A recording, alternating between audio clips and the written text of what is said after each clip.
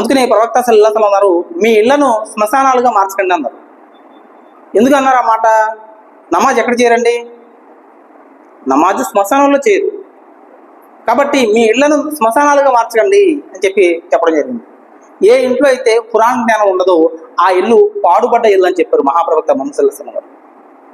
కాబట్టి సోదరులారా, ఇప్పుడు దాకా అయింది ఏదో అయిపోయింది, గడిచింది ఏదో గడిచిపోయింది. అల్లాహ్ క్షమించేవాడు, కరుణించేవాడు. ఇన్షాల్లా ఇకనైనా సరే మనం ఇస్లాం ధర్మాన్ని ప్రాక్టీస్ చేద్దాం. ప్రాక్టీస్ చేయడం వేరు, నేను ఆచరించేస్తున్నానని నేను పర్ఫెక్ట్ అనడం వేరు. అర్థమైందా?